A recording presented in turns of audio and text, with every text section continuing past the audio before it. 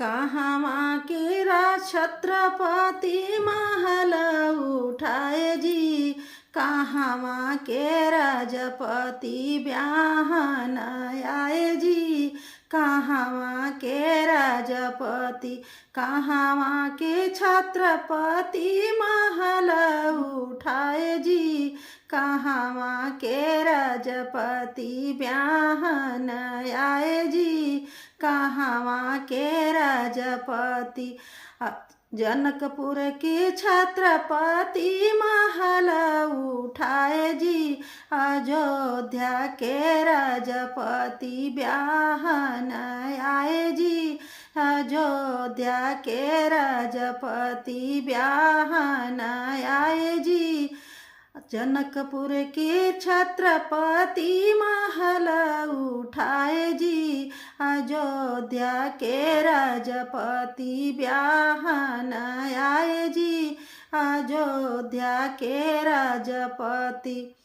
भेजना बेटी के पापा नौआ से बारी जी, देखा न कवन समधि कत दल साज जी, देखा न कवन समधि भेजला बेटी के पापा नौआ से बारी जी, देखा न कवन समधि के तदल साज जी, देखा न कवन समधि भेजला बेटी के चाचा नौआ से बारी जी, देखा न कवन समधि कत दल साज जी, देखा न कवन समधि भेजला बेटी के भैया नौआ से बारी जी, देखा न कवन जीजा कत दल साज जी, देखा न कवन जीजा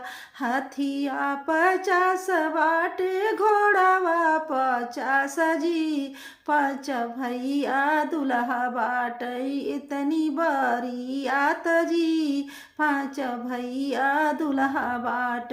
हाथिया 50 बाटे घोड़ावा 50 जी, 5 भैया दुल्हा बाटे इतनी बरियात जी, 5 भैया दुल्हा बाट।